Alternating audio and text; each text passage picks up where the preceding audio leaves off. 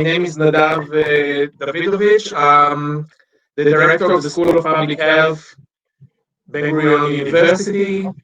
I'm a public health physician and also part of the organizing committee leading with Dr. Maya Negev the panels on public health. We're going to have tomorrow 2 panels, including virtual tours.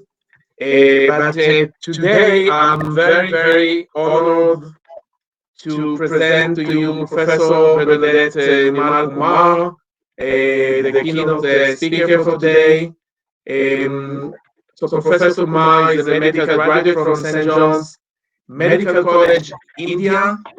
By the way, Bernadette, we didn't speak that we have every year in a global health summer course at Ben-Gurion University, students from St. John's visited there last year for the ethics International Bioethics Committee, or maybe 2 years ago.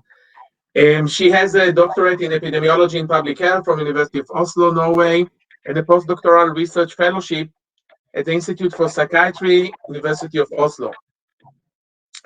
Professor Kumar has several years international experience working for different organizations such as UNICEF, World Health Organization, World Bank, also working in Southern Sudan, Somalia, Northwest Kenya, and also for us in Israel, it's important to recognize that she did work in West Bank and Gaza, also North Korea, China, and Bhutan.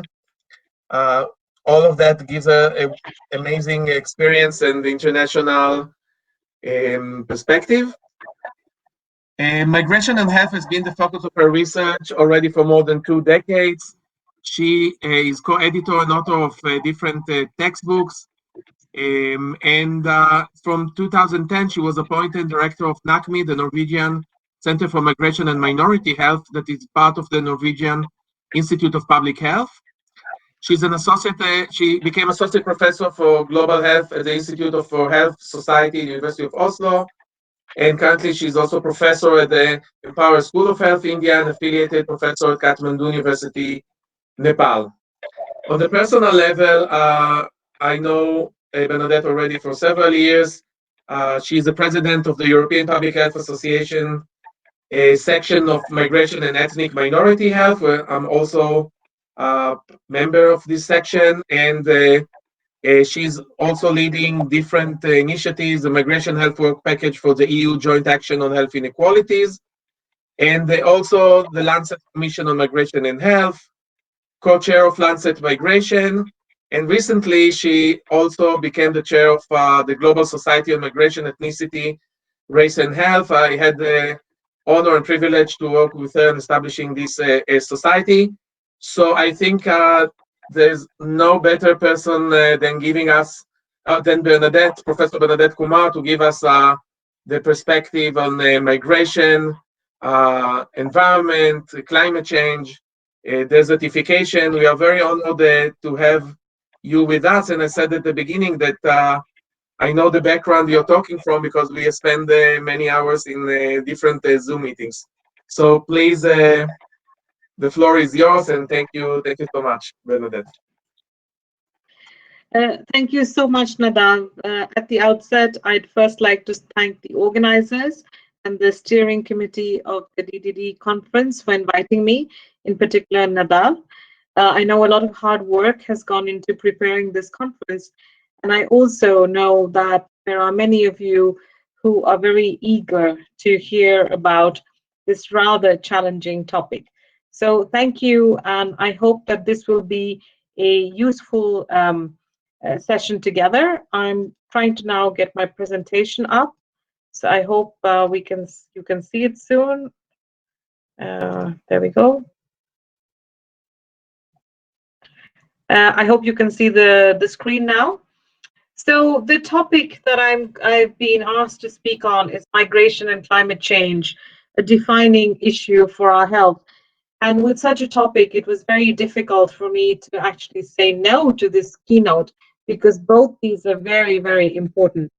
However, I will at the outset already say that my area of research and work has been migration and health.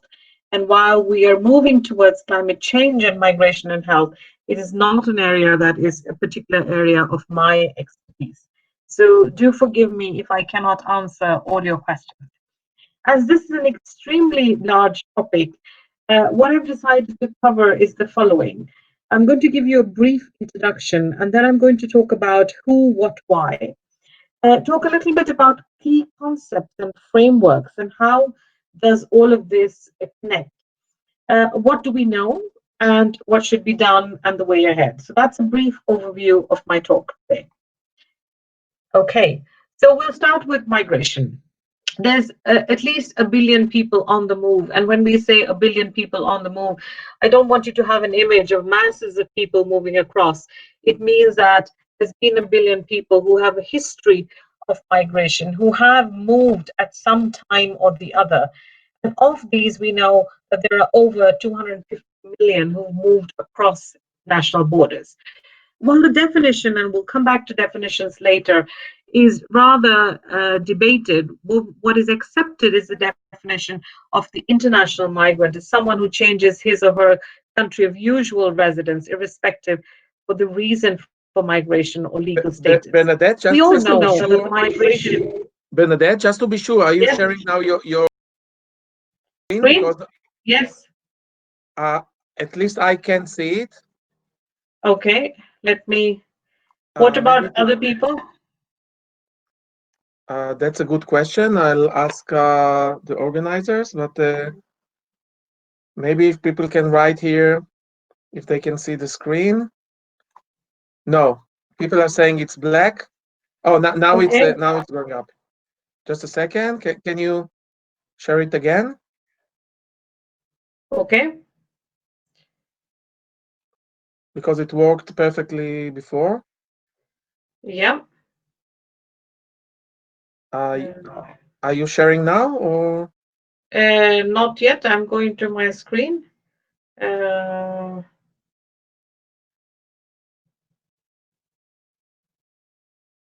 Yes, now it's okay. Can you see it now? Yeah, now it's perfect. Okay. Sorry, I just presented the overview. This was the overview. Thanks, Nadav. And I was just on to an introduction on migration. The migration experience, as we know, there are different reasons for people migrating, and we can talk about that a bit later. But it sets migrants apart from other vulnerable groups facing health inequalities. And we also know that as well as facing inequality in health status and inequity in access to health and social services, migrants often have to face microaggressions and structural inequity. So there's a lot that surrounds migrants and migrants' health.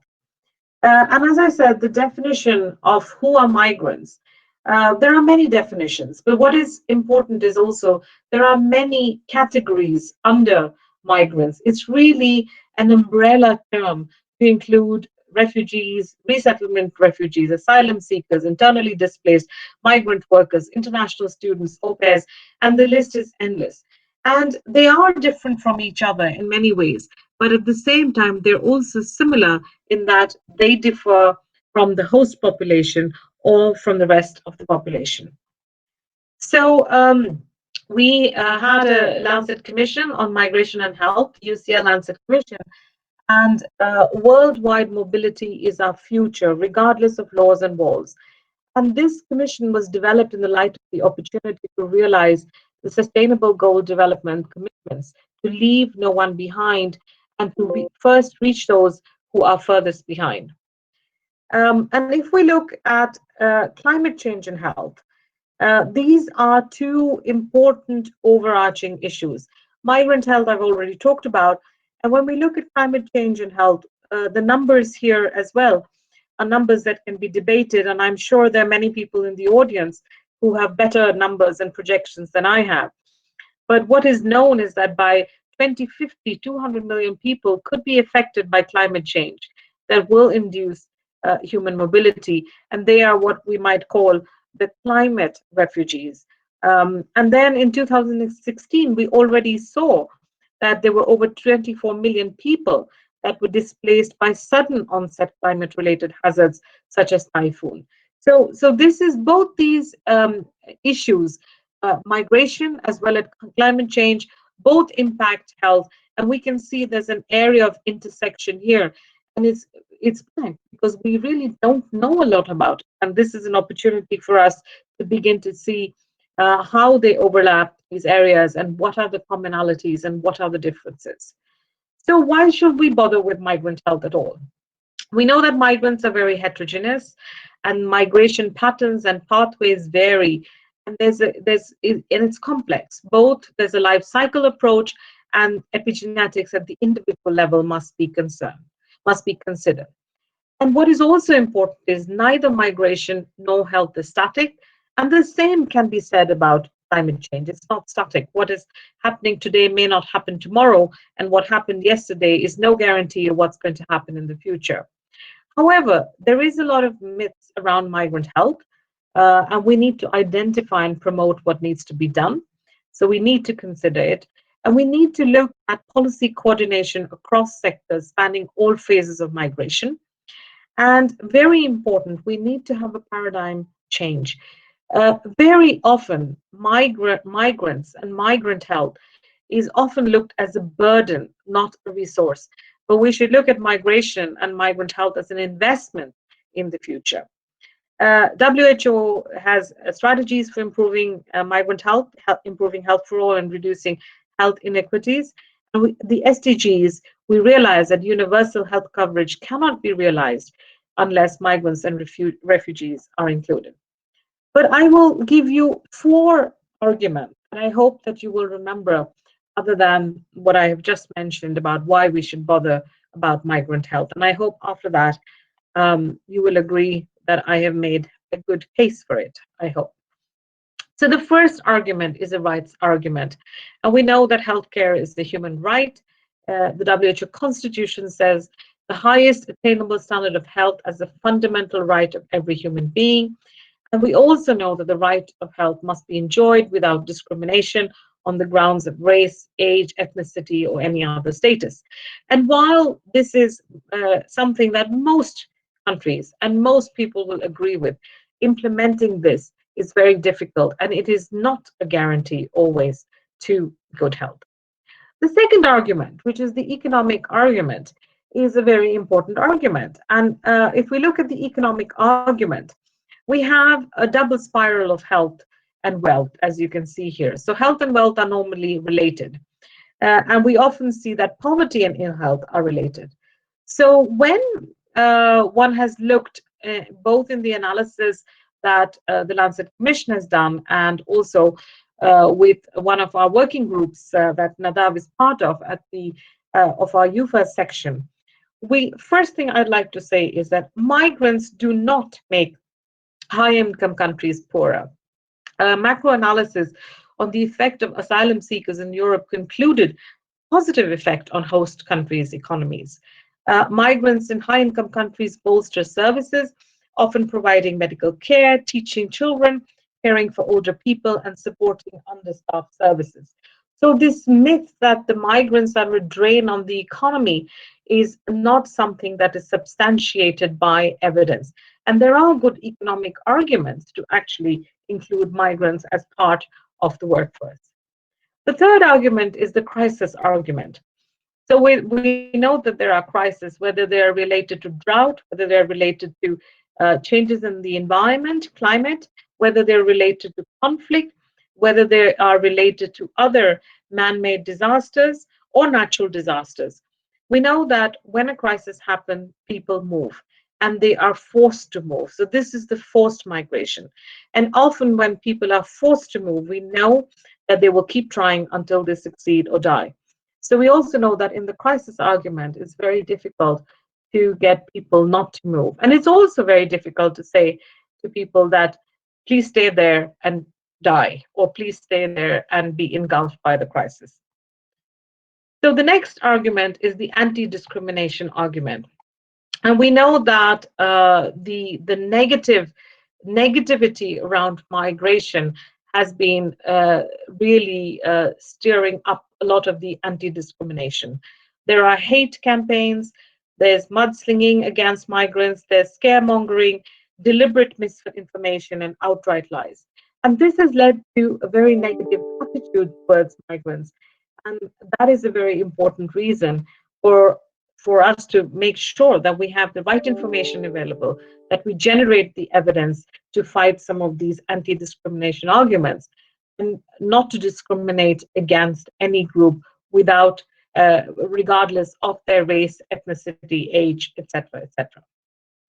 The last argument is the humane argument that I'm going to present. And this is one of the most important arguments. I think all of you are very familiar with this extremely powerful picture that moved the world. I think what is very important in this picture is what the French minister said. And he said, he has a name.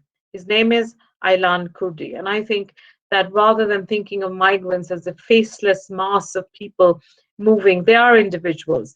They each have their story, they each have something in their baggage, and they each move for a particular reason.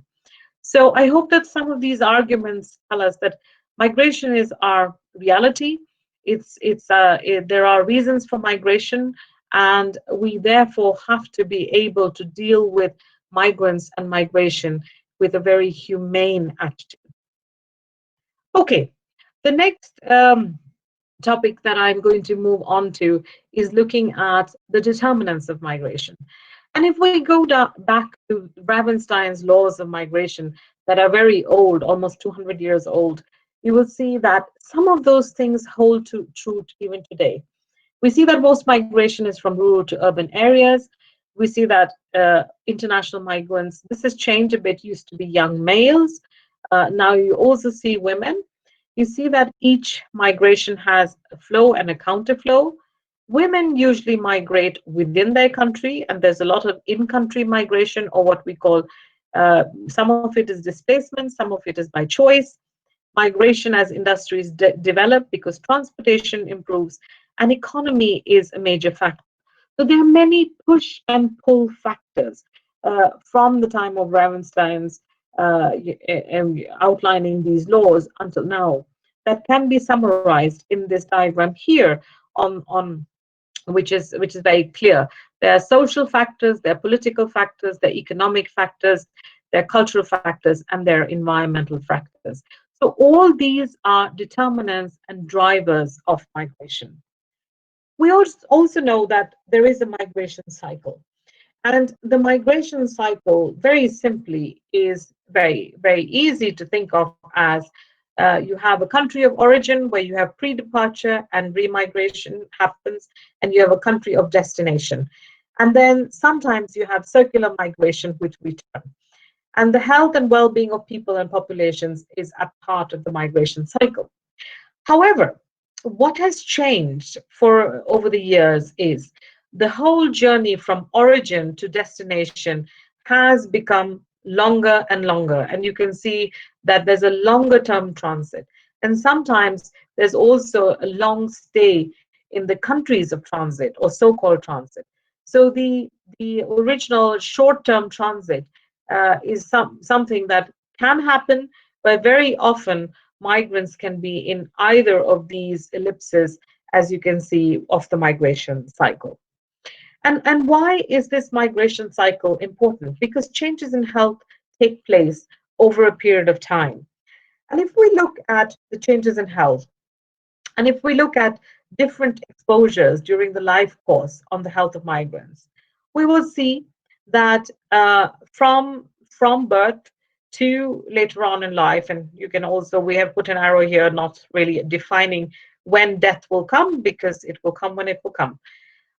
There are things that are determined by the history of parents, and you have the genetic determination as well as sex. And some of these things are non-modifiable. It is not possible to modify.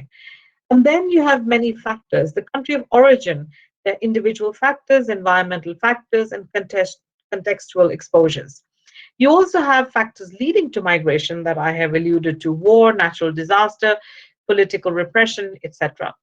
And then you have the process of migration, where you saw that it could be very quick and short term, or it could stretch out over many years. And therefore, we have to take into consideration also these factors during the process of migration. And then finally, in the new home country, again, once the migrant stabilizes, the health situation of the migrant will change depending on the risk factors that change in the host country or the new home country. And again, we see that there will be these factors which will influence not only this particular generation, which is the first generation of migrants, but the next generation and the offspring. So this is a continuous process that we see in terms of the different exposures. And you can see that environmental factors and exposures play an important role throughout the life course of the health of the migrant. So as we've seen briefly, you have changes in the physical environment. You will have changes related to the physical environment that impact lifestyle, that impact diet, physical activity, smoking, alcohol, and of course the psychosocial environment, where you have loss of family, friends, social network, changes in profession, status, societal norms, and rules are different. So we also see that risk factors in health will change over time. And risk factors don't have to be just in one direction. They can be positive or negative. And usually in the case of migrants, if they are forced migrants, usually there's a period of euphoria when they reach the country of destination, having arrived there in one piece. And then that could be followed by a period of disillusionment. And therefore, there are many theories, and therefore, there are many opportunities and challenges of human mobility. So, if we look at the opportunities side, we see there's an opportunity for new economic activity, there's an opportunity for poverty reduction, there's an opportunity for increased wages. When we look at the challenges of human mobility, we see disrupted social network, we see labor exploitation, we see there are problems related to access. So, and that's why with migration, the cup is both half empty and half full. And it is up to us, and it is up to both host countries and migrants as to how well one is able to harness the opportunities and deal with the challenges. So when we look at migrant health research, there are really four stages in the development of the interest of health in particular. So initially, when migrants arrived, and this is what we're talking about 20, 30 more years ago, they was always interested to look in the exotic disease, because people who came from another part of the world were always looked upon as having exotic or seldomly occurring diseases, and that was what interested a lot of the healthcare workers as well as the scientists. The next was studying the differences between groups, and again focusing on genetically inheritable diseases such as hemoglobinopathies. And after a while, one began to look at the population patterns of disease and included mental health. And sometimes the white or host population was looked at in comparison. And finally, I like to believe that we are at this stage where we're looking at adapting healthcare policy, research, and services to meet the needs of a diverse population. And the world is really now more or less a global village with many, many diverse populations. And the challenge is trying to ensure that the healthcare system as a whole is primed to meet the challenges of multicultural healthcare. So just very briefly about the hypotheses related to migration health or migrant health. And these are important because these also have bearing when I will talk about climate change and health.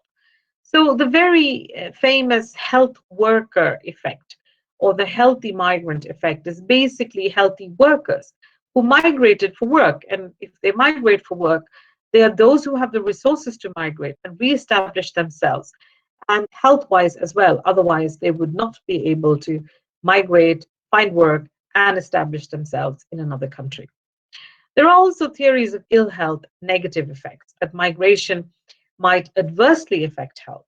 And this could be the case with perilous migrant journeys, particularly in the case of forced migration. There's a new set of health risks, morbidity and mortality are increased, moving from low risk to high risk areas. And for example, one example of this would be the NCDs, the non-communicable diseases, for example, cancer or heart disease. And then you have the allostatic load, and this goes to the core of the migrants' need for adjusting to a new environment and stress. So, because of all the challenges that migration poses, both during the journey and establishing oneself in a new country, the healthy migrant becomes the exhausted migrant very soon.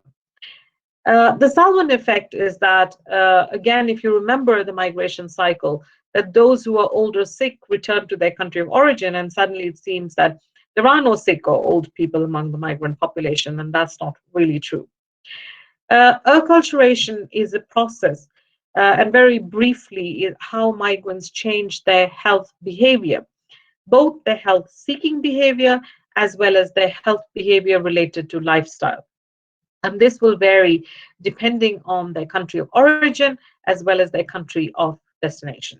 So, and the other two are theories that I'm not going to have time to go into at the moment, but they also are theories that sometimes might be explanations for differences in the health of migrants and the host population. So if we try to find a model that we can put and link all of this together, we have migrant status, and migrant status is different from health status. It is leaving the country and which country you're coming from, where you're coming from, when you left the country, what age, and for what reasons. And then there are direct processes that lead to ill health, and this could be, for example, genetics. You have also direct processes that exclude you, for example, labor discrimination and other discrimination from the mainstream, which could then lead to poverty or affect your socioeconomic status. And we see many migrants lose their socioeconomic status from the home country to the country of destination because, for example, their education is not recognized. They may not be able to find the right jobs, etc., etc. Then there are access issues related to entitlements and availability. And the access issues can also have an impact on lifestyle factors, for example, nutrition, physical activity, smoking, etc., where one finds oneself at a greater risk. And all of this leads to ill health. So, though it is complex, it is not impossible to understand how these things are all interrelated and interconnected.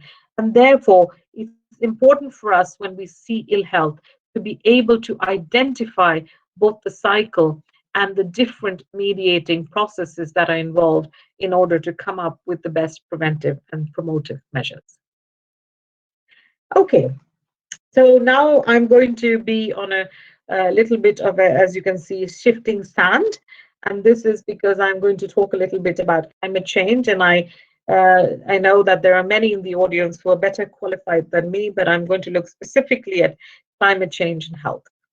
So when we talk about climate change, there are many things that are included. It's extreme weather. It's the whole heat waves that are getting more frequent, hotter, longer. It's the rapid glacier melting, landslides, flash floods, reduced water. It's the disturbed rainfall patterns, which bring more droughts, drylands, more extreme precipitation as well, with intense rainfall, floods, and disruption of water supplies. It's the sea level rise that occurs with saltwater intrusion, loss of lands and assets, and there is also air pollution. And these are all some of the examples of what we include under climate change. The next is, where is this happening? And this is a map that shows the climate change vulnerability. And you can see in blue are the countries that are ranked where one assumes that there are changes or they are at risk for being vulnerable for climate change. And the green, as you can see, is where there are less changes or where the risk for change is lower, and therefore their vulnerability index is low. And as you can see in the top 10, there are in the top 16 countries that are listed here as being most vulnerable or have a very extreme vulnerability index. About 10 of them are in Asia. And so we see that Asia and Africa in particular have serious challenges. And when we look at countries where, so these are the places in Asia and Africa where at some stage or the other people are going to have to move. And if you want to be sure that you don't want to move then I would suggest that Norway is probably your safest bet. I'm not saying that only because of my Norwegian connection.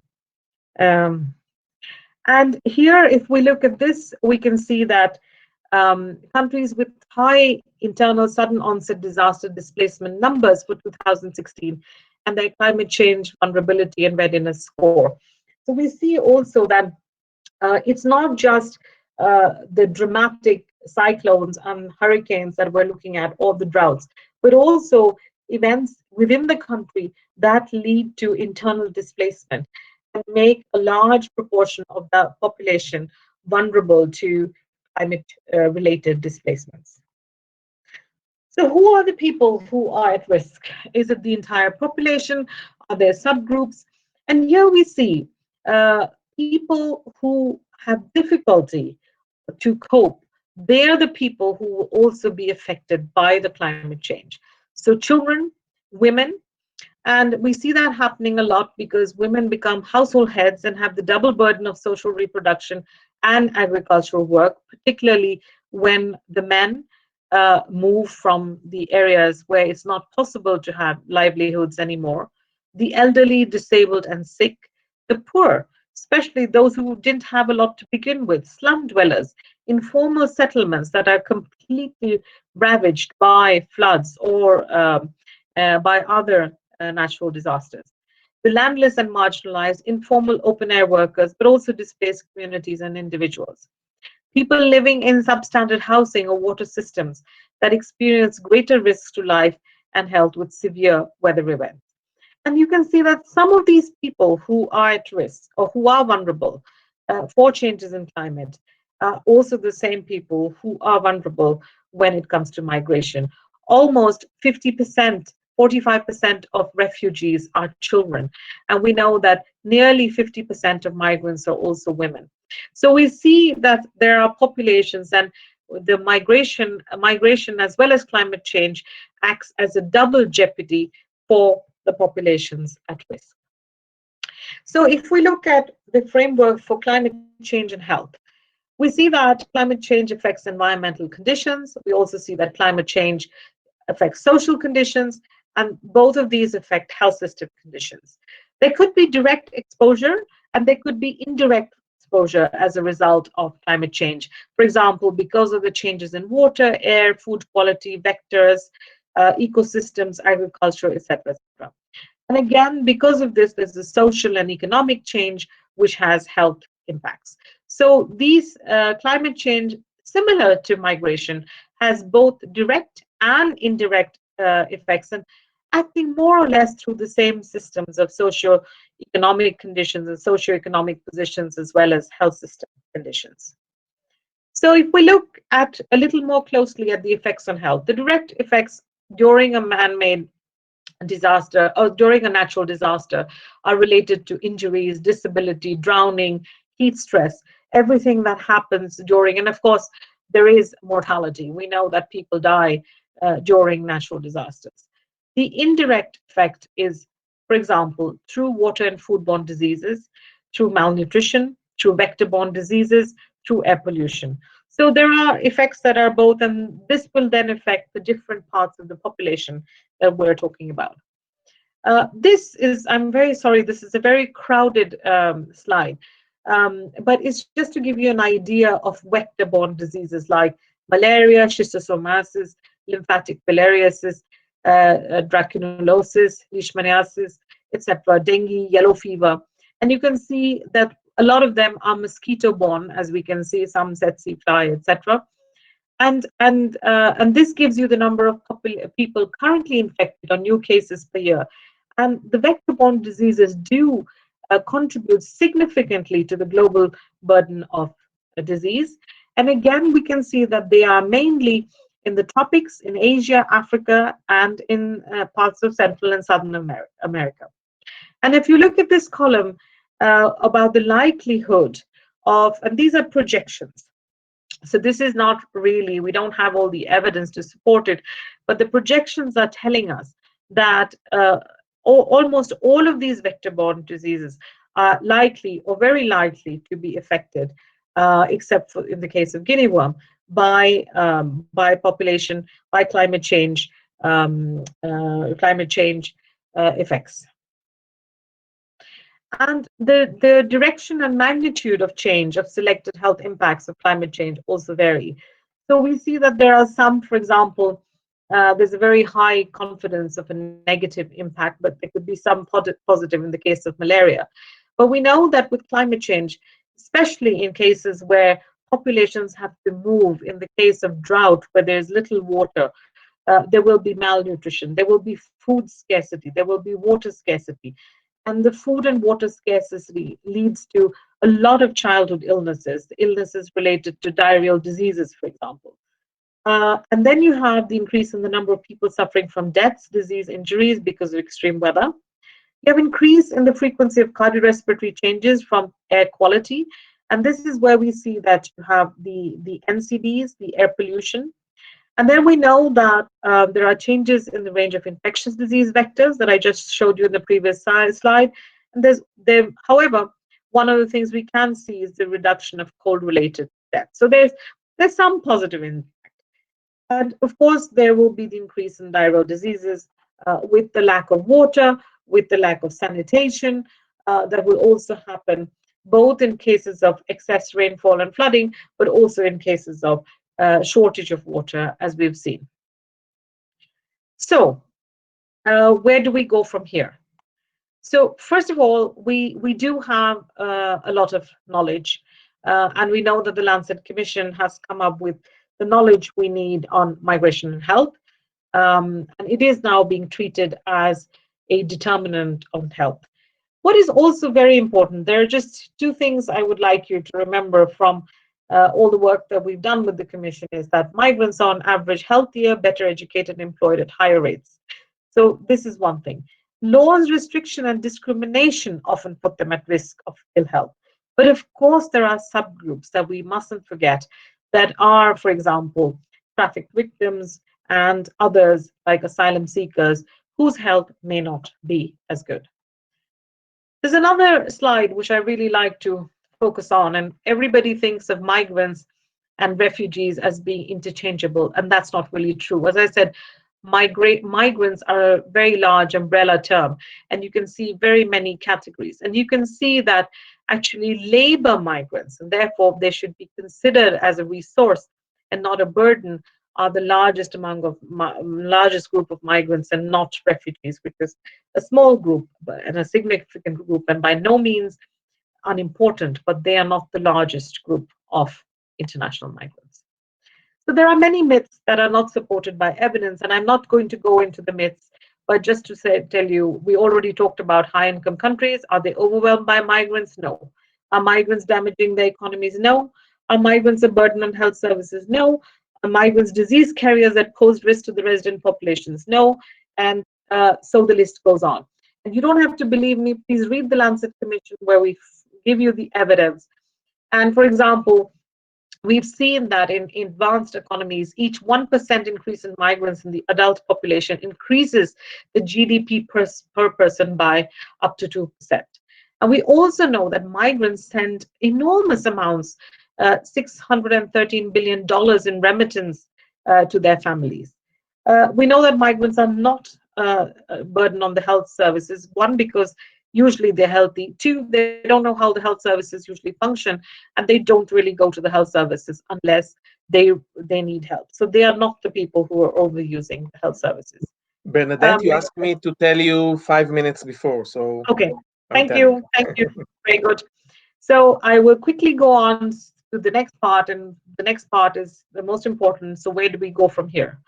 There have been very many international events, and I don't have the time to go into all of them, but just to know, working on migration as well as working on climate change with the Countdown Lancet Commission on Climate Change and Health.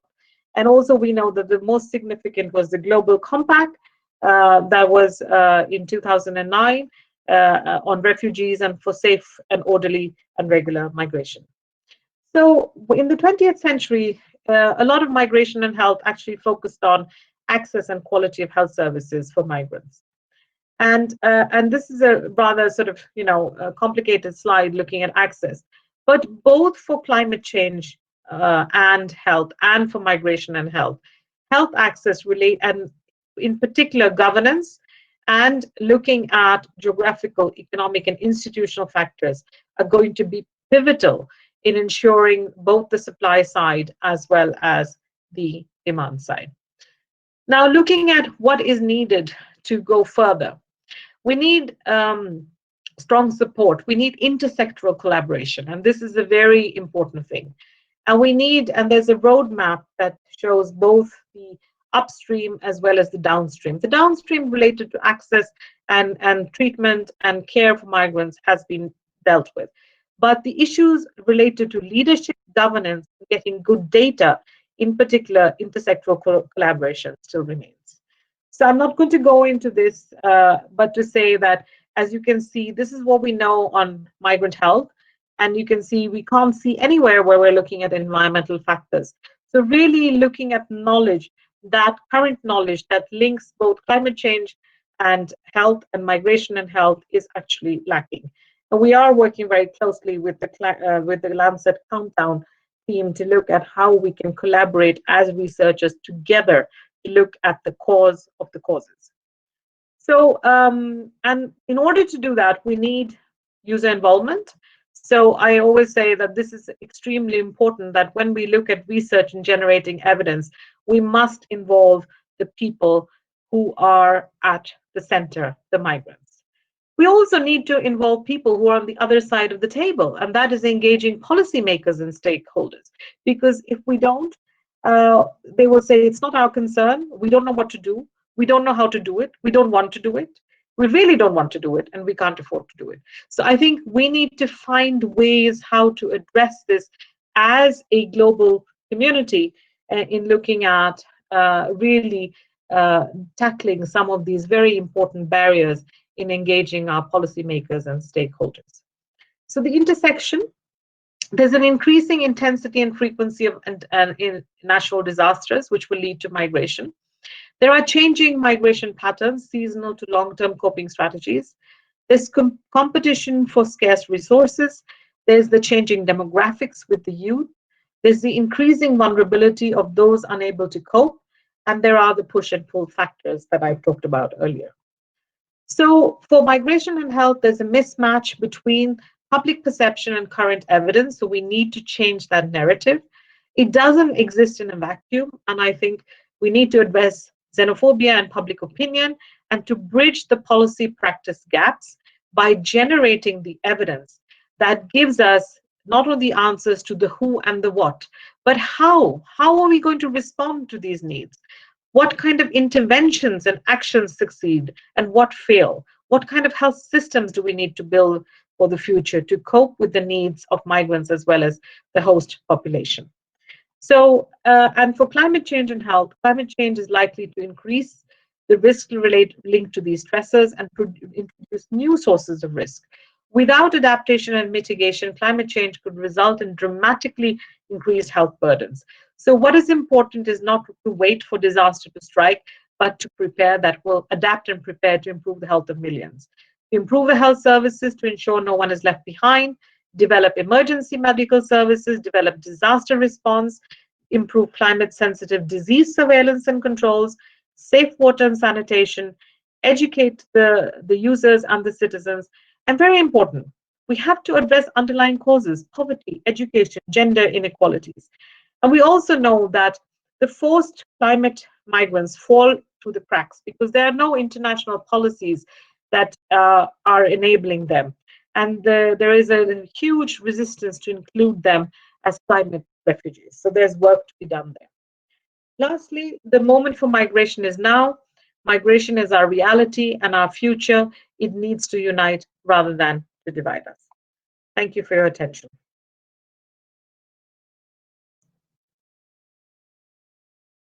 Bernadette. Amazing. We only have like 1 minute. I think that maybe we'll collect some question later and I'll send them to you. I just want to congratulate you and us for the new society, for the new international society. And I think that these kind of encounters between different disciplines, people working in ecology and desertification. I think we should see how on a structural level we need to do it much more, because finally, if we want to promote the sustainable developmental goals, we need to have a much more integrated approach. I think everybody knows it, but still we have a barrier. So I think the question is not what to do, but why actually sometimes it's not happening. And you showed us your vision and some ways how to do it. So thank you so much, Bernadette. And at least I know that I'll see you soon sometime, I hope in person. And I hope that next time we can bring you to Israel. I just want to say that I didn't present it, but actually Bernadette lived in Israel, right, for some time in the 90s. Her husband was the Yep. ambassador of Nepal in Israel, so you know our neighborhood as well. Yes, and I was at Hadassah as well, in the public health. So I'm very familiar with Israel. I haven't been there for a long time, so I'm very happy to come.